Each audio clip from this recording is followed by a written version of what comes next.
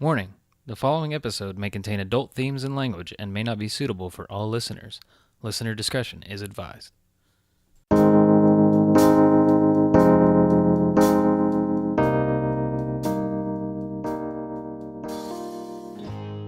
57-year-old William Reese was serving time in Texas before he was brought here to Oklahoma this morning. He appeared in front of a county judge this morning, then was denied bond. Kathy Dobry says she's had a lot of patience, but also heartbreak, waiting for authorities to bring William Reese back to Oklahoma. Today, he went before a judge to face kidnapping and murder charges in the death of her daughter, Tiffany Johnston. Isn't it really ironic that he gets charged the same day that he murdered my daughter? In July 1997, Johnston was kidnapped from a car wash in Bethany. Her body found the next day, July 26th, off I-40 in Canadian County. Dobry says the case went cold and even unnoticed for years until OSBI investigators Stan Florence and Lynn Williams took over the case. It took Lynn 2 years to get all of the paperwork, DNA, the evidence. Reese was linked to Johnston's murder and charged last August, but Reese made a deal with Texas authorities, telling them where the remains of 2 other missing women in Houston were. Now, nearly 2 decades later, Dobry says she wants justice for her little girl. It's finally Tiffany's turn. It's time for Tiffany's justice. He took my daughter's life, and he doesn't deserve to have a life.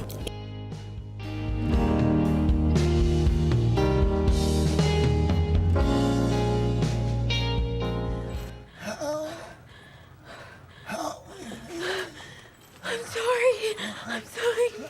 It wasn't my fault. You should have watched where you were going. Can I tell you, I am not fond of cremations. I just don't like the idea of someone spending eternity in something the size of a motel ice bucket. 911, what is your emergency? A man in my house.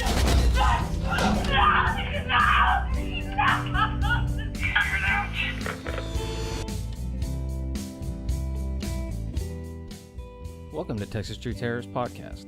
Each episode, we compare a true crime from Texas and compare it to the based on a true story movie. I'm Maria, and I know the true story, but haven't seen the movie.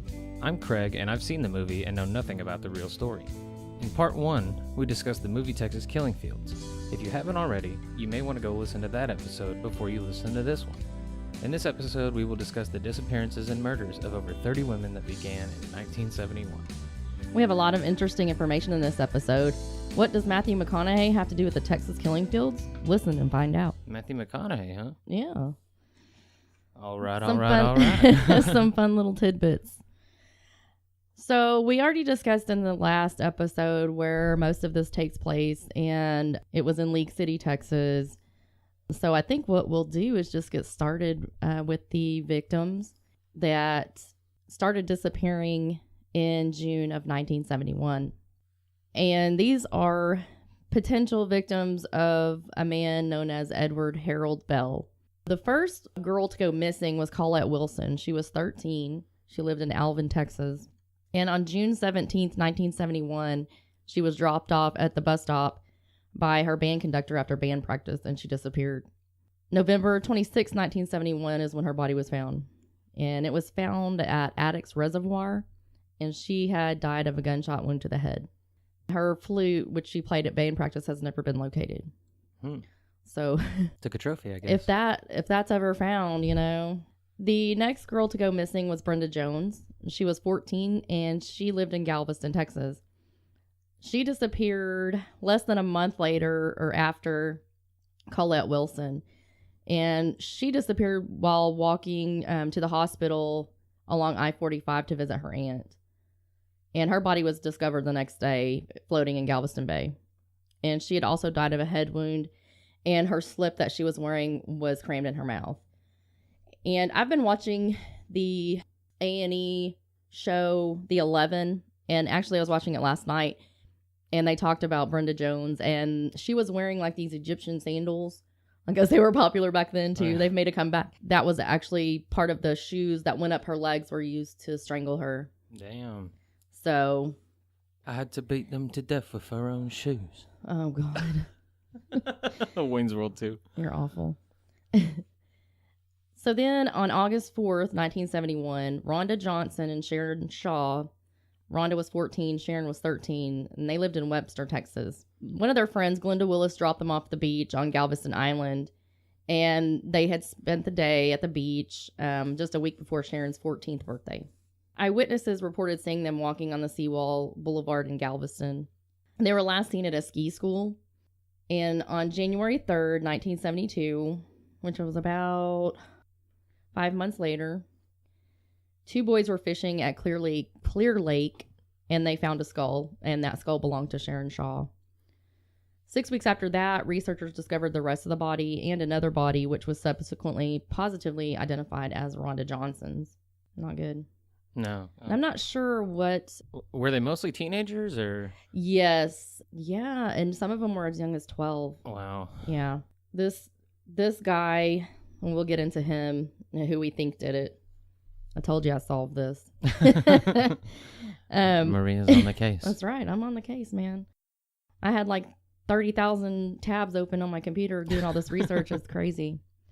Speaking of that, I wanted to dedicate this episode to Gina Hedke. She's the one who kind of pushed us in the, to get this podcast started. And this is the one she wanted to do first, but I wanted to wait because I knew the research was going to be a lot. And it was. Well, here you go, Gina. Here you go. Sorry, I had to move my microphone. It keeps moving down. So let's see here. We are into October 28th of 1971. Gloria Ann Gonzalez, 19, of Webster, Texas, was abducted while she was shopping. Her body was found several days later, less than 35 yards from where Colette's body was found. Yeah. That's where you come into this whole Texas killing fields. Whoever was doing it was kind of killing them in the same general vicinity. Well, and I wonder, too, if they, if they were from that area or if they just kept dumping them in that area. Well, we'll get into who they think did it and where he lived and what he did. Okay.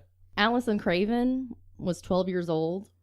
She disappeared November 8th, 1971, and her body was found 4 months later. And I don't have a whole lot of information on her, but, I mean, that's just 12 years old. But back then, in the 70s, kids, went out and played, and even when I was a kid, we didn't come home till the street lights came on. Yeah, I mean, that's how it was even in the early 90s when I was a kid. Yeah, nobody checked up on you, and it's just like, if you weren't home by the time the street light came on, your dad, my dad was looking for us, but he could whistle, and we knew his whistle. It was like, it's time to come home. Yeah, I mean, I don't know if it's just because of the information age or what, but I mean, I have a hard time. My son's 7 years old, and at 7 years old, I was running out by myself, but I got a hard time letting him go out by himself and just running around. I don't know that I... You're running out by yourself at 2 years old. What are you talking about? Yeah, I know. I was going outside in my underwear yelling at my best friend across the street. Yeah, while your father slept because he worked a second shift at the police department. That was just awesome. Yeah, they had to put a lock at the top of the door, and yet I still would somehow go get a chair and climb up on the chair and unlock the door. Yeah, you were a smart little bastard. What happened? I'm just kidding. Oh, burn. Damn it. Burn. So now we're to November 11th, 1971. Debbie Ackerman and Maria Johnson, both 15, they went to the mall, and they were also on Galveston Island. 2 days later, November 13th, their bodies were found floating in water, and they had both been shot in the back of the head. Damn. And their hands and feet were bound. And then January 3rd of 1973, we skipped a couple of years. Kimberly Ray Pitchford, she was last seen at a driving school around 6 o'clock. And on January 5th of 1973, her body was found in Angleton in a ditch, and she had been strangled.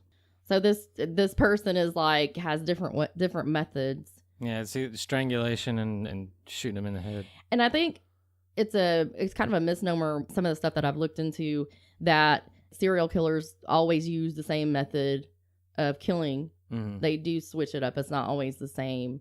Yeah, so, and that's one of the things that makes it the hardest about finding serial killers too. Or one of the things it does is your greatest chance of getting away with murder is killing people you don't know. Exactly. If you kill people you know, then it can be tied back to you. But if you're killing people you don't know, then and that's usually the ones that get away with it. It's like, well, we have no idea who they could have run into, and Now we're gonna get to 1974. On September 6th, Brooks Bracewell and Georgia Gear.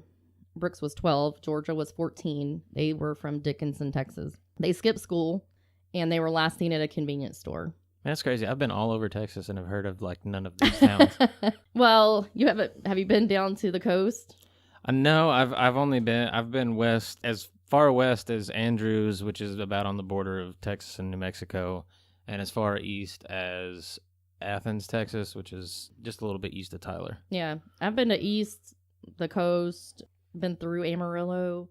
Haven't really been anywhere in West Texas. I've not been to Midland or Odessa, but I've heard there's really not much to see there. No, and that's one of the things is, people always show Texas as being, nothing but tumbleweeds and oil refineries and stuff like they do in the cartoons. I mean, you go out west, that's what it is. That's where they get that stereotype from, is you go out there, it's nothing but oil pads and tumbleweeds. Yeah. It's ridiculous. Well, and, they say Texas is like a whole other country, but it is. We've got, areas where there's piney woods. We've got areas where there's grassland. We've got areas where there's rolling hills. we got beaches. Mountains, beaches. We've got tumbleweeds in the desert. We've got it all. Yeah. And that's one of the things I hate going to East Texas, because I'm allergic to cedar, and it is everywhere out there. And as soon as I get out there, I'm dying immediately.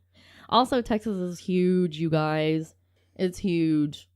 Yeah, I forget how many other countries you can fit inside of Texas. Like, it's crazy. I mean, when we think that a 3-hour drive is nothing really, and then you go over there, you go over to Europe, and you're passing through 4 countries. I know. So you guys over in Europe or from other countries, Texas is just gigantic. I mean, we drove to Colorado that one year, and on the way back, we're like at 9:00 at night, we hit the Texas border. I'm like, oh, we're almost home. And it's like, no, we still got like 6 hours to go. And I'm like, no, I just want to be home. Yeah. And I'm going to have to eventually go to Tyler for college at some point, and that's going to be a 2.5-hour drive from here. I mean, that's not terrible, but I mean, that's the pain in the butt just to go to school. Yeah, I'm going to have to drive so. 2.5 hours to go to one class, and then 2.5 Nice. hours back. So it's a full day for one class. Nice. But, I got to do it. Got to do what you got to do. On May 21st, 1977, Suzanne Bowers, 12 years old, disappeared, and her body was discovered in Alta Loma, Texas.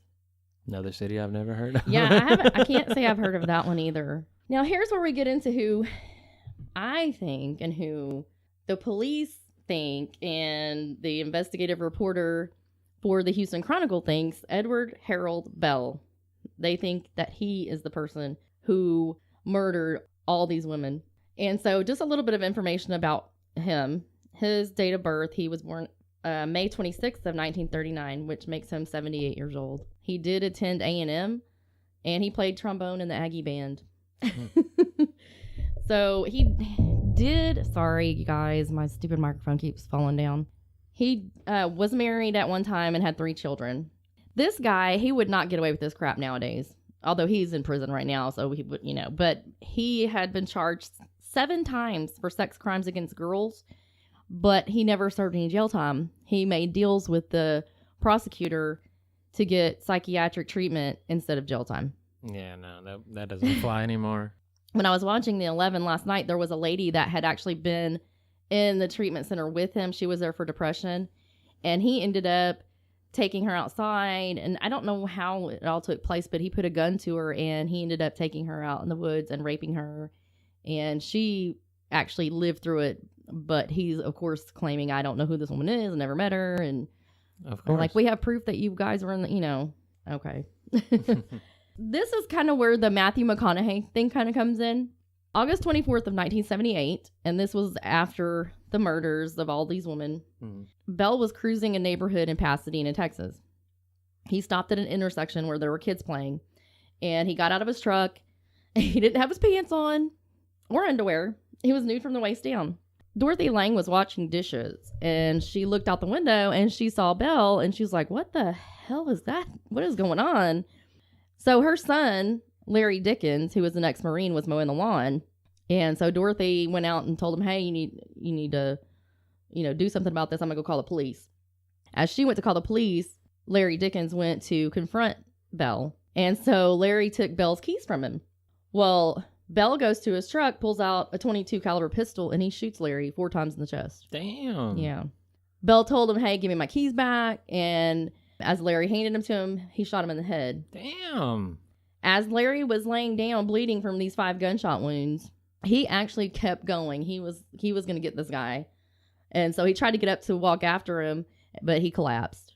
And at this, go ahead. Oh, I was just going to say, because a 22, I mean, it didn't do a whole lot of damage. I mean, it's basically like getting, Right.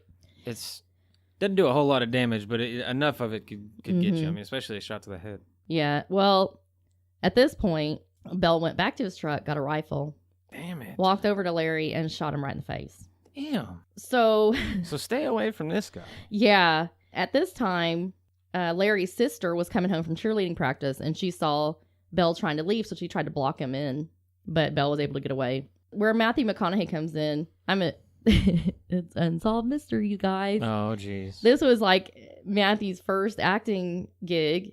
He actually played Larry Dickens in the episode about Harold Bell in the Unsolved Mysteries. Wow, that's crazy. Yeah, and this was done in 1992. Way before the reconnaissance. Right. Reconnaissance. Never heard that. Oh my gosh. The police were able to find Bell. They gave, because everybody gave him a description of the truck and all that kind of stuff. Once Bell was arrested, Larry's family identified him. He was jailed and with a $125,000 bond, but he was able to post bail after liquidating all of his assets. Okay. So you murder somebody and you're able to post bond. I mean, come on. So at this point, he actually went to Mexico and Central America, and he just stayed on the move. And on the show, The 11, they were saying, he went to Central America and stayed there for years. Who knows if he killed women there, too. Yeah. That's wild. Yeah.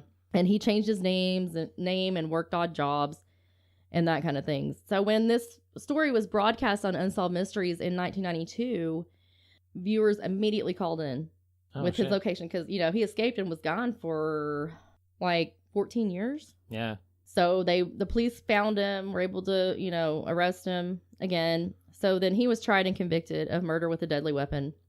And on June 29th of 1993, he was sentenced to 70 years in prison. This guy is a nut job. I mean, on the 11, they say, well, the psychiatrist examined him and was like, no, he's not insane, but he thinks that he's part of this program.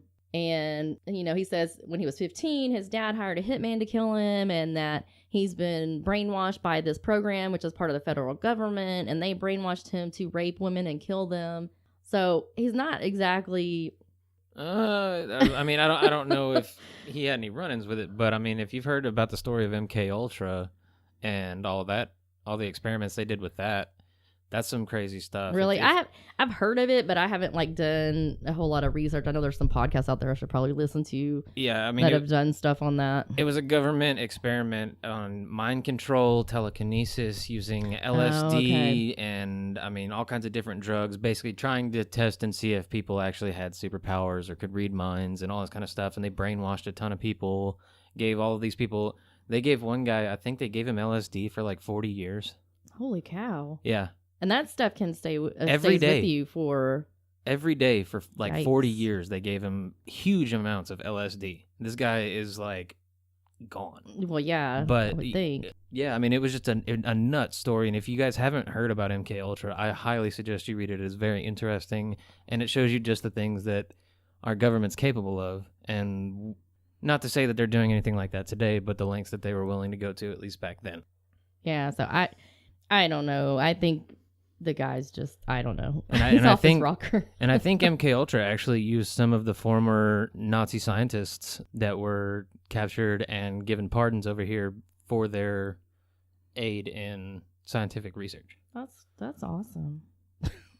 But not really. In the time that he's been in prison, he wrote letters to the police and actually confessed to all of these 11 murders. And his letter was titled The 11 That Went to Heaven. And he, described in detail what he did to these women. Details only the killer would know? Yeah, or? well, yeah. Okay. He was able to describe what they were wearing. Unfortunately, there's no evidence to corroborate this, and they can't just, and he won't confess to it now. He wouldn't sit down and give a confession. He just wrote all these letters saying, I did it, and this and that. Well, to me, though, I mean, yeah, you obviously need physical evidence, I would think. I mean, I'm not talking about death penalty here. I honestly... Right. I have my own views on the death penalty, and that's a whole nother podcast. Yeah, I mean, you can't... I mean, people make false confessions all the time, and that's why but when you it can't comes just to take when it comes to knowing the actual details of things that nobody else could know about that, I mean, that's when it gets a little suspicious, and that's when I think it should or could be considered evidence at that point. Yeah, I mean, they've tried, though, because Fred Page of the Galveston Police Department, I think he might be retired now, he tried to get the DA to prosecute him, but court stated that without corroborating evidence, that confession is just not enough, unfortunately. Wow. And that just... Yeah. I mean, it's one thing to say, yep, I killed him, and that's it. But it's another to say that, you know, I know exactly what they were wearing. I know where they were. I know, you know. And he gave their names, too. Yeah, and it's not like I guess he could have watched the news, but... But they're coming up with a lot of stuff on the show, The 11, that they did state that in the 70s, he worked at the ski school with the guy that owned it. He kind of became a co-owner, and I can't remember exactly what it was that he did, if he made surfboards or something, but they did confirm that he drove a white van at the time that the two girls were picked up. When the woman at the psychiatric hospital was raped, he had a VW Bug, and they confirmed that he had that vehicle at that time. So wow. I think they're getting close. Yeah. But he will not. They've interviewed him, and he's just like, I don't know what you're talking about. And it's so crazy because, like, if you think of stories like the Iceman, and that guy who's basically like Kuklinski. Yeah, he will readily confess to every single thing he did because, for one, he's proud of it. Well, that, and also, like, I mean, under that pride, I feel there's at least a somewhat remorse. I think he probably wishes he could have gone down a different path, but the path he chose is what he chose, and he doesn't regret it, you know? Yeah. Well, Bell is currently housed in the Styles Unit of the Texas Department of Criminal Justice in Beaumont, Texas. You've heard of Beaumont, right? I have heard of Beaumont. So he actually came up for parole on October 23rd, like just, a week and a half ago? Wow. Yeah. And he was obviously denied, and they gave 2 reasons. And one was his criminal history. And 2 is you crazy. Yeah. Which says the record indicates that the offender has repeatedly committed criminal episodes that indicate a predisposition to commit criminal acts upon release. In other words, he's going to keep doing what he's been doing. He crazy. Yeah. So, and then their other reason was the nature of the offense. And it says the record indicates the instant offense has elements of brutality, violence, assaultive behavior, or conscious selection of victims' vulnerability, indicating a conscious disregard for the lives, safety, or property of others, such that the offender poses a continuing threat to public safety. Obviously. Yeah. His next parole review date is in October of 2022. So he's got a few more years in jail. He's got a few more years to be denied parole again. But he is actually scheduled for release on July 4th of 2025, when he'll be 86 years old. Cool. And he still appears to be in fairly good health. And if he gets out, he probably will find some other young woman to, Yeah, because, I mean, if you've been in prison until you're 86 years old and all you did most of your life was kill people and rape them or whatever, you get out at 86, you're not going to go find a job anywhere. Well, you're not going to go, he's going to do what he keeps on, he's going to do what he knows. But it does say that after his release that he will be subject to mandatory supervision until he dies. So I guess he'll be on probation until he's dead. Yeah. But still, it's not like they're going to follow him around. I mean, yeah, it should be supervised probation or, I mean, something. All right. So now we're going to move into the 80s. And these are possible victims of Clyde Hedrick. Let's see. Heidi Villarreal Fye, 23. She was last seen outside of a convenience store on October 10th of 1983. She was a waitress and a bartender. In April of 1984, her body was found. And I don't know, the movie that you watched were the murders happening in the 80s or 90s? No, it was pretty late 90s. Okay. I mean, they had flip phones but I mean, they still drove, 90s model cars and all that kind of stuff. So. Okay. Sandra K. Ramber, 14, of Santa Fe, Texas. She was last seen at her house on October 26, 1983, and she pretty much just disappeared. The door of the house was open. She had been baking biscuits, and they were in the oven, and her coat and her purse were found in the house. Police told her parents they think she ran away to start a new life. Okay, you're 14 years old. You left your coat and your purse at home on October 26th, which it might have been chilly back then, and you left biscuits in the oven. You're like, oh, well, I think I'll just start some biscuits and I'm out. Yeah. Well, I mean, you would think you'd pack, at least a little bag or take your purse or what, Yeah, and just to leave the doors open. I mean, police are kind of stupid if you're going to say, oh, she just hauled ass out the door with biscuits in the oven. Yeah. I mean, come on. Anyway, she's still missing. Her body's never been found. She's never been found. I highly doubt she ran away to live a new life. Ellen Ray Beeson, 29, was last seen at the Texas Moonlight Club in League City on July 19th, 1984. And she was there with her friend Candy and Candy's husband. Well, Candy and her husband got in a fight, and they left Ellen at the club with Clyde Hedrick. Who names their kid Candy? Maybe that was a nickname. I don't know.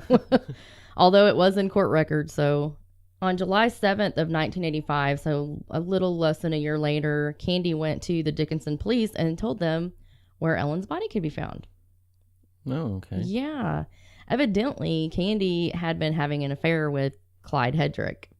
After her marriage ended, she told Hedrick, hey, I want to be with you, this and that. And he was like, no, I don't want you. So she decided to go to the police. He told police they had gone skinny dipping and Ellen had drowned and he had just gotten scared and dumped her body. Mm-hmm. So at that time, back in 85, the medical examiner couldn't determine what the cause of death was other than drowning. In February of 1986, Clyde Hedrick was convicted of the misdemeanor offense of abuse of a corpse, and he served time for that. Oh, okay. So he probably didn't serve much time. Yeah, probably not. But the case was reopened in 2011, and during that time, they'd already exhumed the body and tried to do another examination on her. But then they reopened it again in 2011.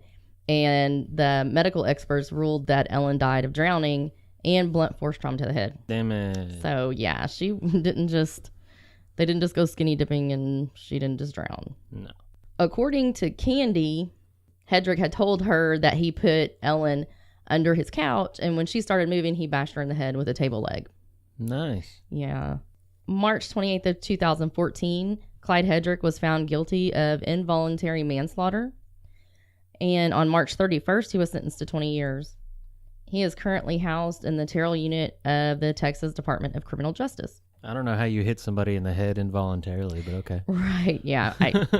I don't know how you come up with that. I just accidentally smacked her in the head 5 times. That's crazy. Maybe there just wasn't quite enough evidence to, yeah. I don't know. That was all they could stick him with. And he's going to be up for parole December 4th of 2019. And if he doesn't get parole, his release date is October 4th of 2021. And guys, go out and look and do a Google search on Clyde Hedrick. This guy is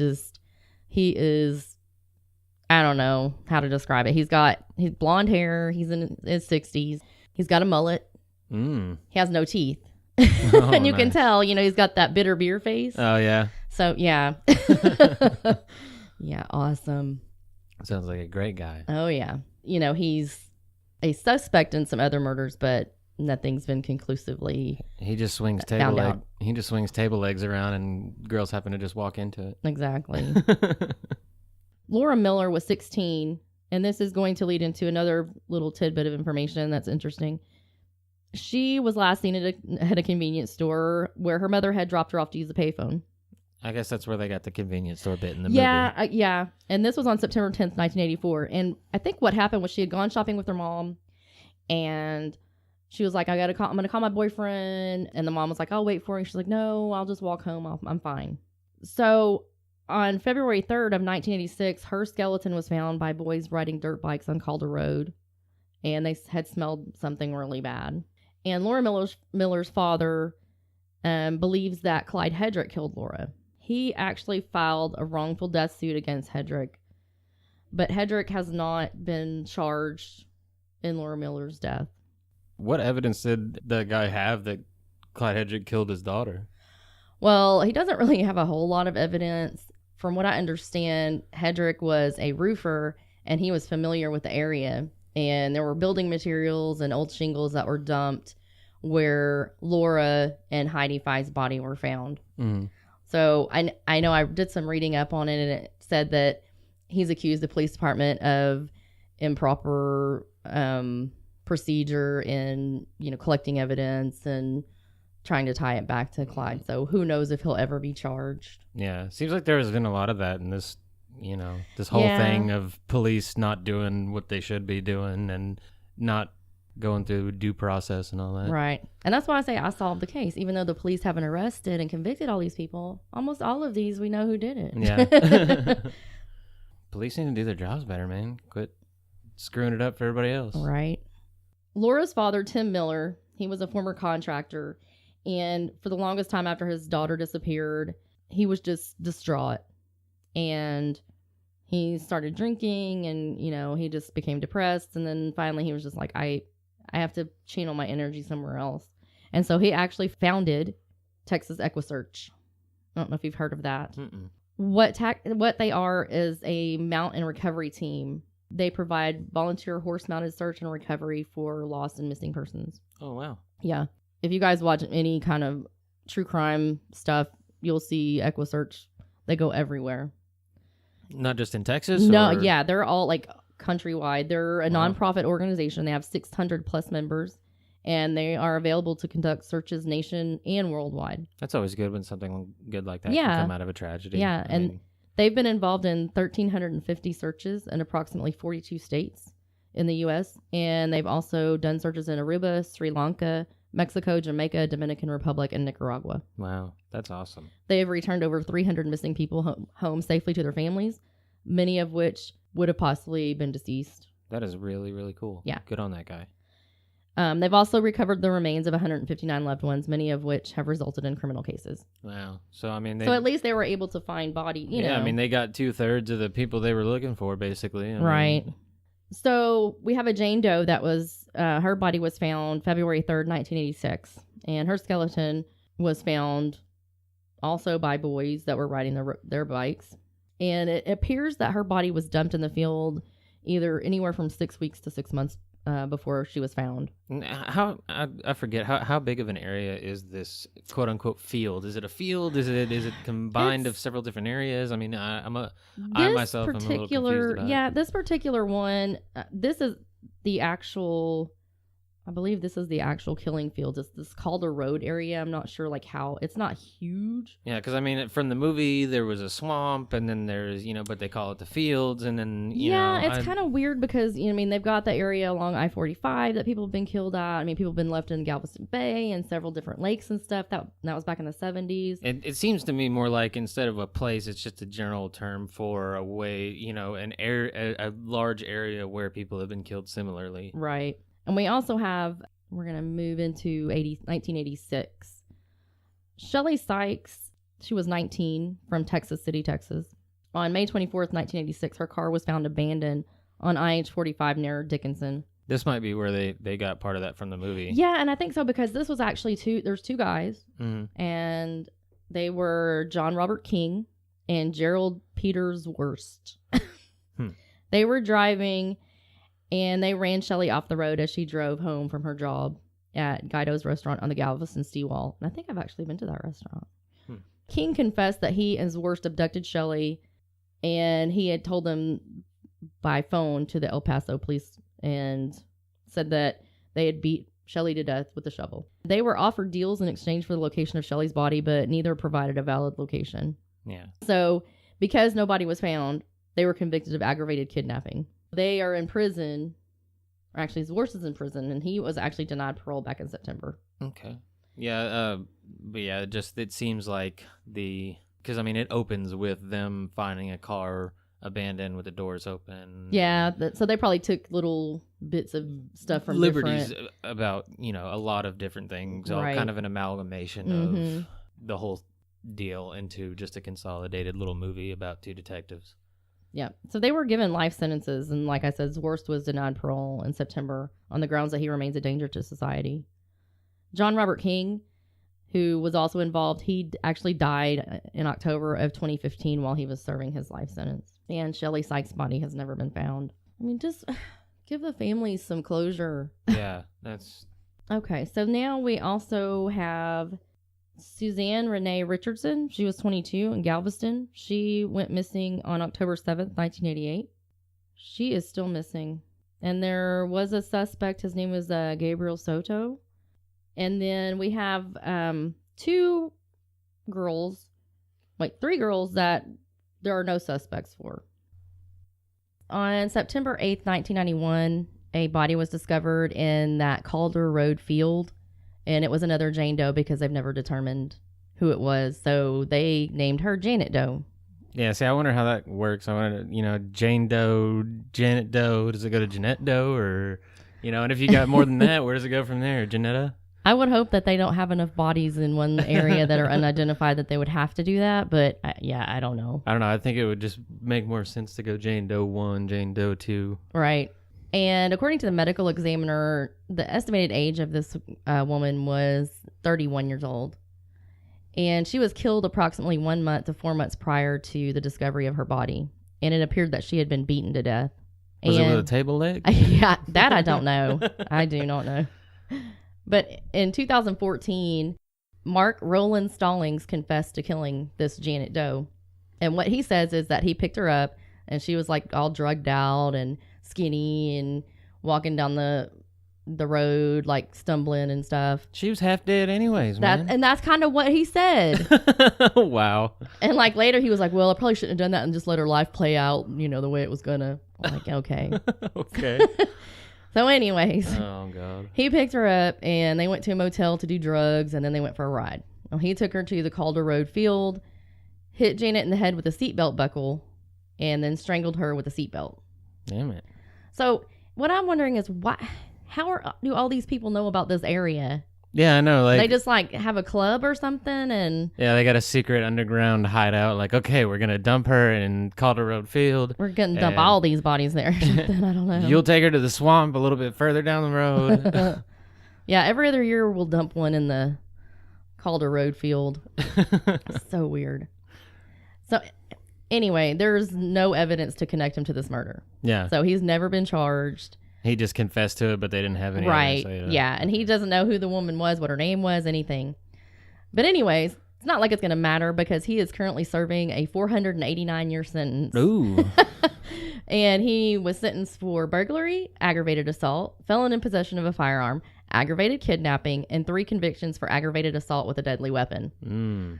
So he never murdered anybody, but he got 489 years. And I think the reason is he got hit under that 3 strikes rule. Oh, yeah. You get convicted of 3 felonies. It's like, oh, sorry, you're going for life. But I was looking at the website and it was like, he got 50 years for this, 75 years for this, 75 years for that, a life sentence for this, a life sentence for this. I'm like, holy cow, and then dude. There's people out there that have murder charges that get off in 5 years. Right. I don't understand that. Yeah, the justice system is weird. Yeah, I got to fix it. Lynette Bibbs, 14, and Tamara Fisher, 15, from Houston. They were last seen together at a Houston teen club. Their bodies were found 2 days later on a dirt road in Cleveland, Texas. And nobody's ever been charged in that. Another town I've never heard of. Yeah, I haven't either. But then again, Cleveland, Ohio. There's so many damn little towns in Texas, it's ridiculous. Like, I've been to Rainbow, Texas, and before I passed through it, I mean, you'd blink and you'd have gone through it, but I'd never heard of it before that. That's like I was saying, I don't know, I've been several places in Texas, but we drove through Pancake, and I'm like, wait, really? There's a Pancake, Texas? Probably like 4 people live there. So finally, we get to possible victims of William Lewis Reese, and the audio from the beginning of the show is actually a part of the trial of William Lewis Reese, so we'll get to that, and we will start on the girls that started disappearing and I think he's responsible for. Laura Kate Smither, 12, of Friendswood, Texas. Have you heard of that place? No. She was last seen jogging April 3rd, 1997, and she did not come home for breakfast like she always did. On April 20th of 1997, her body was found in a retention pond, and she was nude and had been strangled. Kelly Cox, 20, she, on July 15th, 1997, had a field trip to, and this was she was going to UNT, I believe. There was a class field trip to the city jail in Denton. And she wasn't allowed to bring any personal items or anything inside. So she put her car key on top of the tire so she could, she could get it when she got back out. Well, when she came back from the field trip, and tried the key, it wouldn't work. That's weird. Yeah. So then she walks a couple miles to a gas station to call her boyfriend. And that was her last known communication with anybody. And she was trying to get to a test that she had to take at UNT. And she didn't make it. That's weird about the keys. Yeah. So William Lewis Reese eventually led investigators to her body, which was found on March 30th of 2015. So the next person is Tiffany Johnston. She was 19 and she was from Bethany, Oklahoma.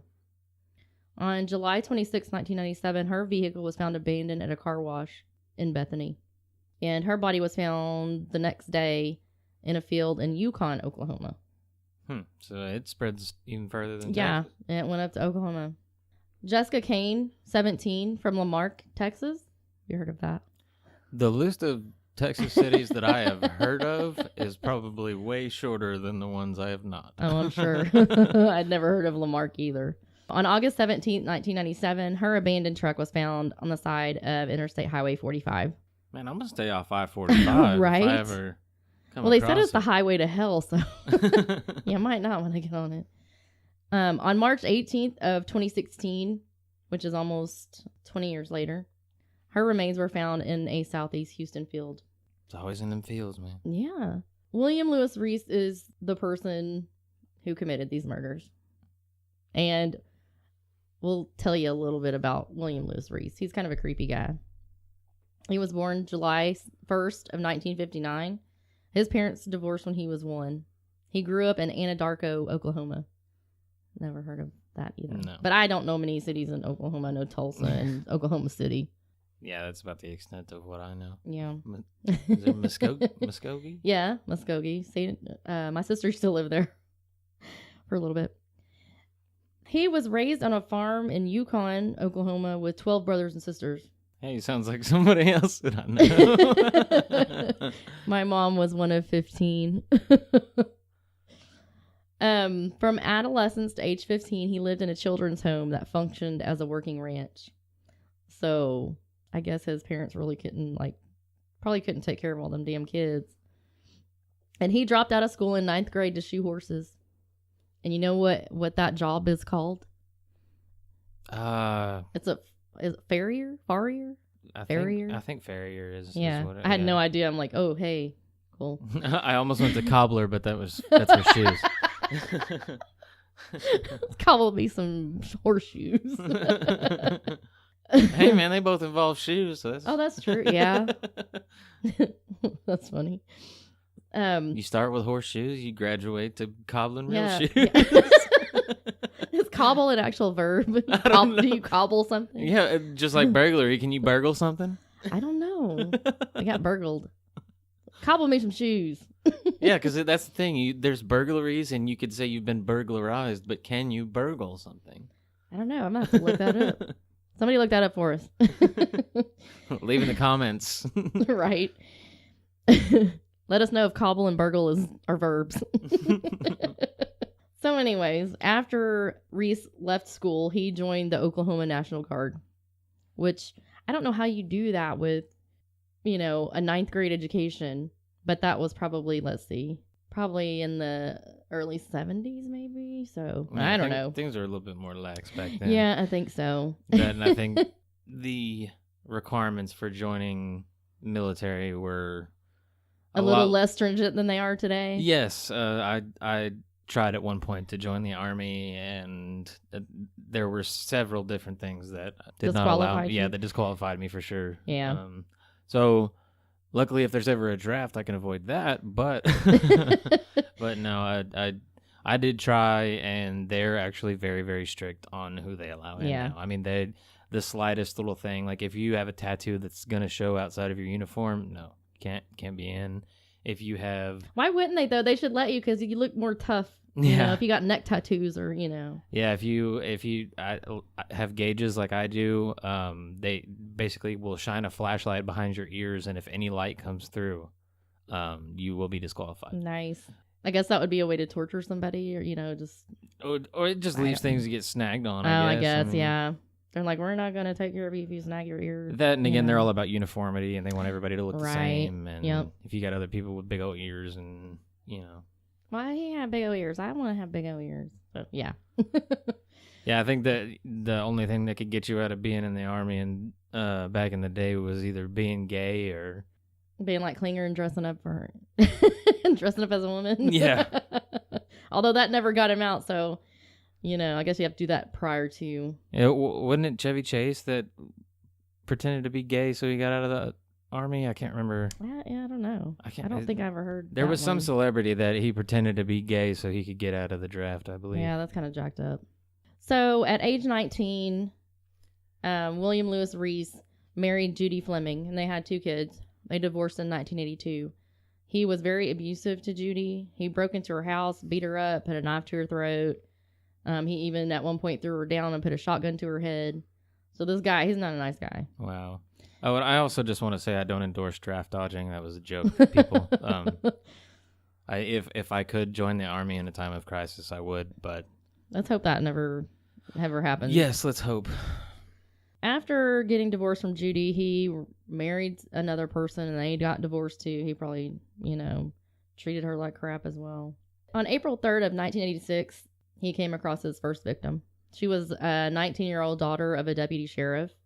Damn, getting ballsy there. I know. Trying to kill a sheriff's daughter. She had just finished classes at the University of Oklahoma and was driving to her job as an aerobics instructor. And her Mustang stalled on the side of 35. Damn, now we can't even go on 35 anymore. I try to avoid 35 like the plague anyways, I got to drive on it to get to work. I don't got any other way to get there. Yeah, that's probably going to happen to me when I get a job. I'll probably end up on 35, and I freaking hate that. I hate that highway. It's getting better. Is it really? When are they going to be done with all the construction? It's going to get worse before it gets better, but I mean, it's being a person that drives on 35 every single day. At least during the summers, it's nice. Not during the summer, it's... Why don't you take a back way? I know every back way in the DFW area pretty much. About the only back way to get to my job is driving through the ghetto, and I'd rather avoid that. I'd rather sit in traffic and avoid driving through the ghetto. Yeah. Let's see. So, anyways, like I said, her Mustang stalled on 35, and it was raining, and she was about to go climb a fence. And there was a mall or a hotel on the other side of the fence, and she was going to go over there and try to call for help. So Reese, who was driving a semi, pulled up next to her and offered to help her. So she got into his truck, and instead of helping her, he drove to an Albertsons parking lot, threw her onto a mattress in the sleeper cab of the truck. And he duct taped her hands behind her back and shoved her in a sleeping bag and zipped it up. People, don't get into cars with strangers. Yeah. When you're young like that, I did some stupid shit when I was a kid, even when I was young, being very naive at that age. Nowadays, and women are taught to be nice instead of thinking of our own personal safety and just being like, no, leave me the hell alone. I'll figure it out myself. It just reminds me of that joke that people used to tell people not to talk to strangers or get in strangers' cars, but now you literally invite strangers, or not to talk to people on the internet and not to get into strangers' cars, but now you literally use the internet to invite strangers in a car so you can get in and drive places. Right. Hopefully the Uber and what's the other one? Lyft drivers have been properly vetted and their criminal records checked. And by Lyft, you mean the better one. Right. Yeah, Uber's got some issues. Listen to The Dollop if you want to hear all about Uber. Let's see. So after that, he drove away and parked somewhere else and sexually assaulted her. And so she actually got away from him, which is good. Wow. And she gained his trust by playing along with whatever he said. It was like, okay, how she escaped was by persuading him to let her use the bathroom. With witnesses around, she asked him if she could use a payphone to call her family. So he handed her a quarter and ran on and just took off. So she made it. Got away. Yeah. And usually that's what happens, though, with the first, they get more brave as time goes on. Let's see here. So his second victim, he got her the next month. Actually, Reese was awaiting trial for kidnapping this sheriff's daughter and for oral sodomy. I don't even want to think about that. He followed a woman home from a bar, and he climbed in her bedroom window and raped her. Oh, damn. So it's like, you're going on trial already. See, and that to me, I mean, a lot of people try to get off on insanity cases and all this kind of stuff, and I just think a normal person, see, like, I go through every single day, and I don't rape anybody. I don't kill anybody, and I don't have to fight the urge to do so. Right. I just don't think about it. And to me, the fact that anybody could even do it at all, you probably look crazy. And that's a testament to our prison system, which is more punishment than rehabilitation, which I don't agree with. I believe that there was a quote that said the goal of a prison system should be to put itself out of business. Right. Because you should be about rehabilitation and reintegration and not punishment. Well, right. Granted, punishment should be a small part of it because, yes, but... You want to keep people from coming back, but the recidivism rate is so high in the United States that, people go into prison and they actually learn to become better criminals or, commit different crimes than they committed to get in there, and they get out and just do this, Yeah, it has nothing to do with rehabilitation. It is free slave labor paid for by taxpayers. Yep. And there are a lot of countries that do it a lot better than we do. But try changing things in the United States is very difficult. Yeah, especially these days. Yep. Reese was convicted in both of these cases, the sheriff's daughter and the woman he followed home from a bar, and he was sentenced to 25 years. Unfortunately, he only served 10 years. Damn it. Because on appeal, his sentence was reduced because of improper comments made by a prosecuting attorney. Dumbass. Right? And he was released October 5th, 1996, which would have been my 23rd birthday. Woo! And at this time, he relocated to Houston, where his sister and one of his ex-wives lived. So I guess after he gets out of prison, he's pretty pissed off because his first murder happens in April of the next year. So he graduated from raping. 6 months after getting out of prison, yeah. Laura Kate Smither on April 3rd, 1997 had gone for a run and did not return home for breakfast. This is the one we talked about earlier. Yeah. Her nude body was found April 20th in a retention pond 12 miles away from her home. And she had been strangled. Reese became a suspect pretty early on because he worked on the road where Laura was last seen. And he was also a registered sex offender. And so I guess they did what most police officers do when they're doing an investigation. They check for, where all the registered sex offenders, so we can check them first. Yeah. Well, and that's another thing I was about to say is about her being found in the water. They found a girl in the water in the movie, and it seems like several girls throughout these decades have been found in the water. So that's what I was saying is it's not that the movie is particularly accurate. It is that I just took it is an amalgamation of everything kind of condensed. And, abandoned cars, bodies found in the water. Convenience stores, yes. So kind of here's all the stuff that is similar about what happened with all these killings. Right. In one situation. Yep. So on that particular day that Laura had been jogging, he had been let go from work early because of rain. I guess it had started raining early that morning. Unfortunately, he was not charged with this murder. He actually got a judge to restrict officers from interviewing him without permission. Damn it. I don't know how you do that though. I don't know. The next victim after he was released from prison, she actually survived. Wow. Her name was Sandra Sapal. She was 19, and at the time she was 3 months pregnant. Dang. Yeah. This story's got all kinds of twists and turns and freaking... Oh, man. This is crazy. And again, she was at a payphone at a gas station in Webster. And she saw Reese staring at her at that time, and she drove across the street to the Waffle House, and she had to stop because her tire had been slashed.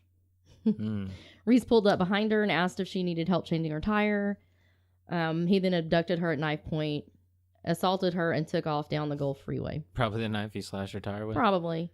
What she did was she escaped by jumping out of the moving vehicle. She was like, screw this. Damn. You are not I don't and know. This is the girl that was 3 months pregnant? Yes. Damn. And She's a badass. I don't know if she listened to Oprah, because back in the day, Oprah said, do not let them take you to a second location. And this one was probably like, oh, hell no, he's not taking me to another location. Tuck and roll, man. Tuck Right? and roll. However, she did suffer severe injuries because who knows how fast he was going, if he was going down the freeway. And so her memory was kind of foggy, and so she didn't really remember a whole lot. However, they were able to hypnotize her, and she remembered details that led to William Reese. And due to circumstances I won't discuss, I have been through probably close to the same treatment. It's not sodium pentothal, I forget what it's called, but it basically puts you under to where you can be asked a question and your brain immediately gives an answer. Right. You So don't there's you don't have a chance to double think it or second guess yourself. What your brain thinks is what you say. And so that's it was a neat little experiment, and it even gave you a chance to ask yourself some questions that, you may be either in denial about or just not sure, or some things that you may have blocked in your past, whatever. Yeah. It gave you a chance to do that, and that was a really neat thing to do. And yeah, I just thought I'd kind of throw that in there. Yep. Cool. So the second murder that was attributed to William Lewis Reese was Kelly Cox. She was a mother of a 19-month-old girl named Alexis. And on July 15th of 1997, this is when she was leaving the tour of the Denton County Jail. Is this the same Kelly Cox we talked about earlier? Yes. Okay. Yeah. I'm just going to kind of go into detail about what exactly happened. Of course, she wasn't allowed to take anything to the jail. She left her key under the car. In March of 2016, William Lewis Reese led police to a field near Rocheron. Have you heard of that? I don't even know if I'm saying it right. It was near Houston in Brazoria County. On April 3rd of 2016, her remains were found.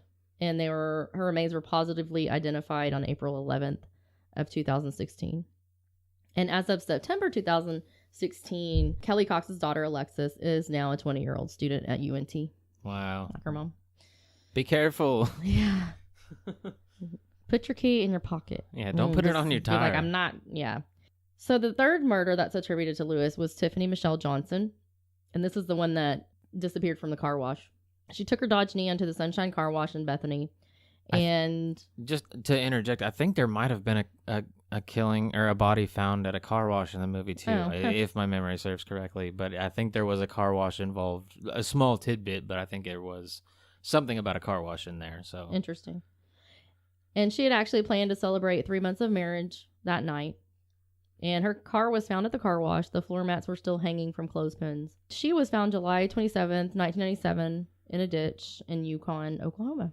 According to Reese, who confessed, he pulled into the car wash to wash his horse trailer.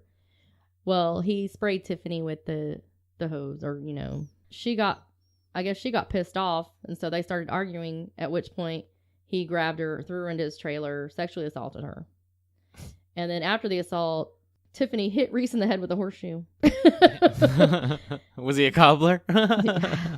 No. So then, at that point, Reese choked her to death with a rope from the trailer. Damn. Yep. And what's bad about this is that Reese said he knew Tiffany's parents, but he said he never met her. And the way that he was tied to this murder was that there was semen found in her body, and they were able to do DNA testing.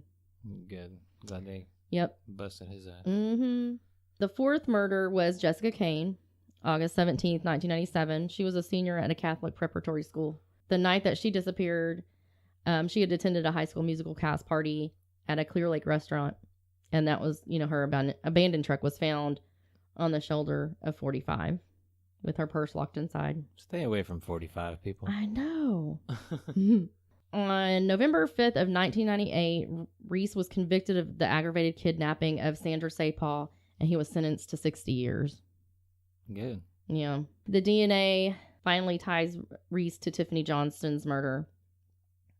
And it had been tested multiple times, but prior to 2015, for some reason, what am I trying to say? The technology wasn't there Yes, yet? the technology was not there. In 2015, they did have some advancements in DNA. They were able to test it and match it to William Lewis Reese. Kind of sounds like another story we heard on another podcast recently. The Death's Door. Oh, yeah. We're going to talk about that later too. Previously, before the DNA tied Reese to Tiffany's murder, he said he had denied being in Oklahoma. That was the one that was killed in Oklahoma. Mm-hmm. However, it was found that he had been using a phone calling card in Oklahoma the day that she went missing. Busted. So I was like, yeah, you might as well confess. September 21st, 2015, Reese was charged with first-degree murder and kidnapping in an Oklahoma County District Court. August 4th of 2017, just a couple months ago, Reese was indicted for first-degree murder in Oklahoma, and they are seeking the death penalty for the following reasons. Past conviction for violent felony. He killed to avoid arrest. He's a continuing threat to society. And Tiffany's murder was especially heinous, atrocious, or cruel. Obviously, I don't know Oklahoma laws, but, I mean, for a death sentence, it has to be a capital offense, doesn't it? Yes. But I'm not sure as far as, like, aggravating factors. I'm not sure if Texas is that way, too. If there's, like, a kidnapping involved, like 2 felonies involved, that makes it a capital murder. Oh, okay. So maybe, I'm not sure. Maybe there's, like, kind of a 3-strike rule or Yeah, it something. could be. However, Reese, even though he confessed and they have his DNA, he's pleaded not guilty, so... Which I don't understand. It's like, okay, dude. So he does end up cooperating with the Galveston police. However, this is funny. He wanted to cooperate with the Galveston police to avoid the death penalty in Oklahoma. Okay. And this was prior to August of 2017. That obviously didn't work out for him. He thought, well, if I cooperate with the police, maybe they won't give me the death penalty in Oklahoma. No, you just helped him out and you still gonna get dead.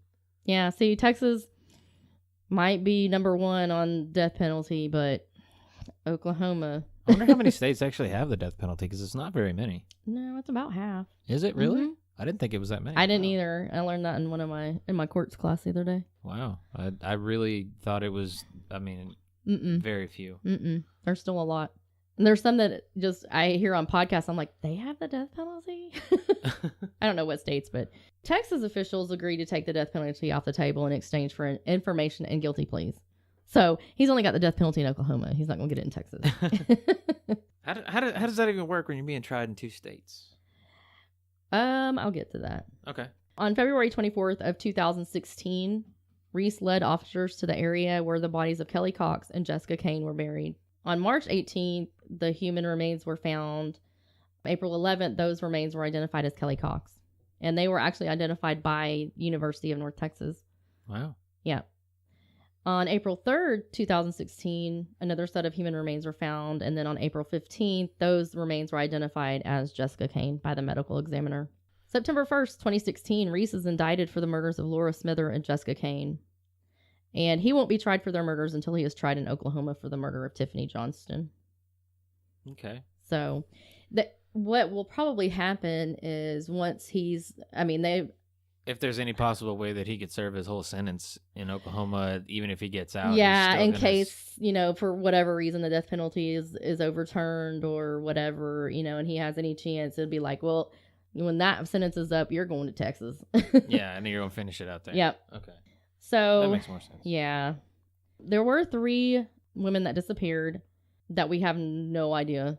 The first one, her name was Tot Tran Harriman. She was 57, and she was last seen driving her car July 12th of 2001. She is still missing. So I don't know if we've got like a new Yeah, because that's the oldest new one one so coming far. up. Yeah. And the next one was Sarah Trusty. She was 23 from Algoa, Texas. There's so many damn Yeah, cities I in here know. I've never heard of. Yeah. So on July 12th of 2002, she was last seen riding her bike. And July 26th of 2002, her body was found. If anybody is listening from those cities that we have mentioned, let us know. And let us know what your town's like. And let us know if we're saying the names right or not. The final victim here is Teresa Venegas, 16, of Dickinson, Texas. She was last seen leaving the Green Cay subdivision on October 31st, 2006, Halloween. And November 3rd, her body was found.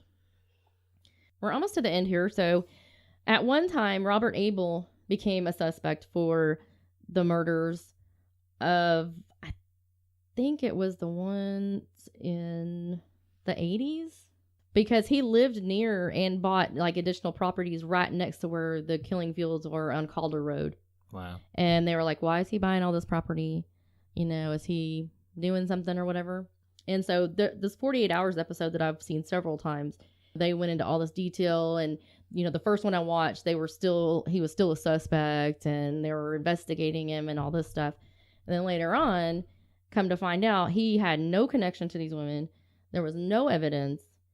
And because he was suspected of the murders, he drove his golf cart onto some train tracks near his house, and he was killed when he was struck by an oncoming train. Sounds like Bud Dwyer. Yeah, his life had been ruined, and he was just like, I can't deal with this. Yeah, I mean that was his situation. Was he was defamed and slandered and demoralized, and even though he didn't do anything, his life was still over. So he shot himself in the head on live TV. Yep, crazy. And the song, I cannot remember who it's by, but it's called "Hey Man, Nice Shot." I want to say Chevelle, but I don't think that's right. Yeah, I don't know. But "Hey Man, Nice Shot" is based on Bud Dwyer. Wow. There's a movie you should watch. It's about Christine Reddick, I think. I can't remember if that's her name or not. But she shot herself on live TV. She was a news anchor. Oh, I've seen anchor. that. Yes, I know. Yeah, and no. I heard a podcast really recently, and I can't remember which one it was. But I had seen that movie because I had heard about it and been like, dang, I need to see that. It was insane. I take it back. I think the thing I'm thinking of is the one where the guy comes up and there's a reporter and her cameraman, and he kills both of them on live TV. Oh, yeah. That's what I was thinking. Yeah, this one But happened. Christine, she was it was in the 60s, I think. Oh, okay. And she had always been depressed or whatever. And, you know, just one day she'd, had enough. It's very interesting. So. Okay, "Hey Man, Nice Shot" was by Filter. If anybody wants to listen to that song, it's about Bud I like Dwyer. the song, but I didn't know that. I don't even know who Filter is. But it's about Bud Dwyer, and if you don't know about Bud Dwyer, if you are not sensitive to graphic things, You can find it on YouTube. yeah, it's out there, and it's a little crazy, but I mean, learn about the case, listen to the song, it makes sense. So as of now, there is no trial date has been set for William Lewis Reese. I'm sure it's probably being dragged out by his lawyers. And the latest thing that came up on him was that he had requested to have a veteran burial when he was negotiating with police. Because he served in the National Guard. People were all up in arms. Yeah, like, you no, don't deserve dude, that. No. First of all, you served in the National Guard. Second of all, you're a piece of shit. Third of all, you've already been convicted of kidnapping, and you're about to be convicted on murder charges. So before or after death, you deserve no special treatment. Exactly. That's pretty much gonna do it for Texas Killing Fields. Hope we did an okay job. I think we did pretty good. Yeah, it's not as good as Suburban Madness because this is just not a funny story. No, but interesting to say the least. Right. Though. You learned that Matthew McConaughey got his start based on the Texas Killing Fields. All right. Right. So what we'll do now is we got some more 5-star reviews on iTunes. I'll let you do the first one. All right. We've got Callie Cat 03, Heather from Nature vs. Narcissism podcast. And that's a brand new podcast that's out there now. So check it out, guys. She says, love it. I love that Craig and Maria feed so well off each other. They are a mother and son duo who discuss true crime and the made-for-TV movie about it. Such a good idea for a podcast. Woo-hoo. I love that they're so laid back and fine with being who they are. Embrace the weird. Hey, that's from, wasn't that episode 1? I think so. I just binge listened to all of the episodes and halfway through episode 3 as I write this. I will continue to listen each time a new one is released. Keep up the great work. Thank you, Heather, so much. Thanks. And then the next one we've got is from Roxy Zeev. I hope I'm saying that right. That might be Roxanne from California Dreaming. No, her name's Roseanne. I don't know. Anyways, this is from Roxy Sorry. Zeev. She says, love this duo. I can't tell you how charming these two are. Love the show so much, and you guys have a fantastic rapport from the very beginning. Awesome show. Thank you, Roxy. We appreciate you listening, and we appreciate all the reviews that we get. Did you want to read the next one? Yeah, this one is from Lynn S. Hey, Lynn. Hi. Texas True Terrors is an awesome true crime podcast, well researched and very well told. This is one of my favorite true crime podcasts. The movie tie-in and the critique is what makes it wonderful. I really love the humor as well. Thank you. Stop. Oh, stop it. Oh, quit. We got a couple of Facebook 5-star reviews as well. From Fading Steps podcast, says, we at Fading Steps love your show. Keep it up and can't wait to hear more. And then Teresa Lynn Tabor, who's a big fan. We were a fan of hers. She says, I count this among my top favorites. Great storytelling and details. Thank you, Teresa. Thank you very much, And Teresa. by the way, my mom's name is Teresa and it's spelled the same way as yours. So, again, if you leave reviews anywhere, just send us a message or an email, either Facebook, Twitter, email to texastrueterrors@gmail.com with your address, and we'll get you a sticker and a magnet. And hey, man, these stickers are cool. I've got a few myself. I like them. They're sweet. Yeah, just rate and review us on iTunes, guys. You can rate us on Facebook or Podbean or any of those other things. But I really think that's iTunes is a lot of what they look at. So if you rate and review us on iTunes, that really help us out. Get our viewer or listenership up. Get us up in the ranks. It's going to help us out a lot. Yep. And we appreciate every review we get. Thank you so much. And now we'll talk about some of the podcasts that we found since the last episode. Again, I'm late to the party on this Extraordinary Stories podcast. You need to listen to this, Craig. I think you would like it. Okay. The stories on there are really interesting. He tells about true crime stories or to stories of survival. Baz really knows how to capture an audience, and he's got a Scottish brogue. Cool. So it's pretty cool. He's a really good guy too. And I love his show. So interesting. All right. Sounds cool. We've got some stickers and swag from True Crime Fan Club and California Dreaming. Thank you so much, guys. I bought a frame today, so I'm going to get those stickers put on there. We're going to hang it up. All right. Hopefully we'll get tons more and we can put more than one frame up. I found a couple of new podcasts since the last time. I actually started on season 2 of Darkest Night. It's a little different. I'm not liking it as much as the first season, even though the audio quality is better. I think the story is a little more lacking on this one. I don't know. I kind of miss hearing the voice of, what was his name from? I don't know his I don't real remember his name, but he was from American Horror Story. True Blood. He's been in several of those seasons, but I kind of miss hearing his voice. He did a good job. Another one I've listened to is Homecoming. It is a audio drama that goes through caseworker at an experimental facility that talks about she interviews people. There's different therapy sessions and weird things going on, and it's pretty cool. I've also started listening to Welcome to Night Vale.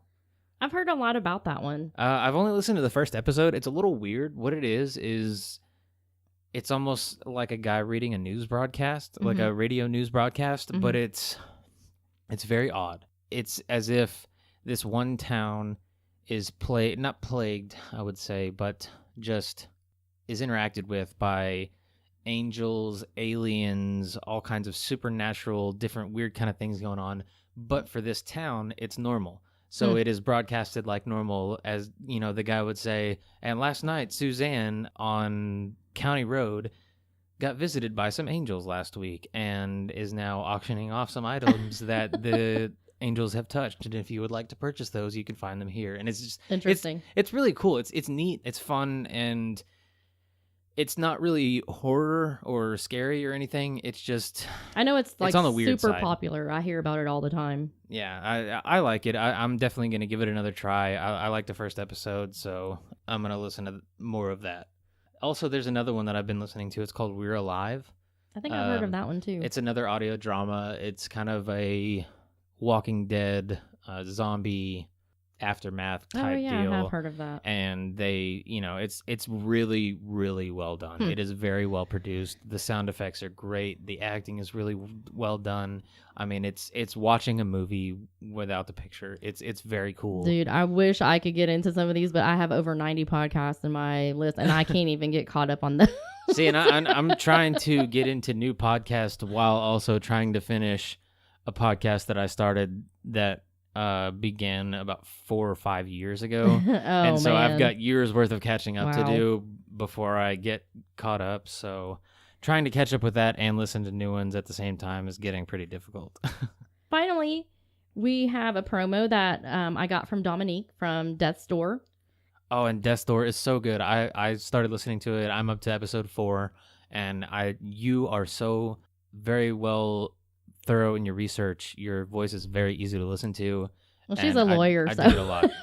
I dig it, and it's very, very interesting. And episode 3, oh my gosh, my jaw hit the floor. screw that dude, and that's all I'm gonna say. Screw that dude. You need to listen because Dominique tells riveting true stories of the death penalty cases and the aftermath of those cases. Yes, and she is very, very easy to listen to. Oh, yeah. I like the way she does her podcast. She's very well informed and does a great, great job. Okay, so I'll play her promo here right now. Welcome to Death's Door Podcast, a podcast that explores some of the most haunting cases from America's death row. I'm the host, Dominique Mix, and I hope you'll join me weekly as I explore cases of the innocent and guilty, the executed and the exonerated, all of whom have one thing in common. They all know what it's like to look through the bars of a cell on death row. From the crime to the case's conclusion, I explore evidence, corruption, characters, and, of course, the crime itself. You can find the show on the Acast app, Apple Podcasts, Stitcher, or the podcast app of your choice. I hope you'll join in, and in the meantime, don't forget to hold your loved ones tight. All right, you can find us on Podbean, iTunes, Stitcher, or any other podcast app. We're even on YouTube now. I'm not sure if we've gotten any listens on YouTube. I haven't looked. Yeah, I haven't There's so either. many different places. I look on Podbean just to see how many listens we've gotten, and I guess they pull them from YouTube too. Do they? Well, because they actually post for me to YouTube, so I would assume. I don't know. I don't know that's how that cool. works. We also have a Facebook at facebook.com/Texas True Terrors. You can find our group page as well there. We have a Twitter at Texas Terrors. Our Instagram is at Texas True Terrors. You can also check out our new website at www.texastrueterrors.com. We have all the links to our episodes there. We have our videos. We have a playlist there that you can listen to. We also have links to our merchandise at threadless.texastrueterrors.com. Dude, get you a shirt and get the.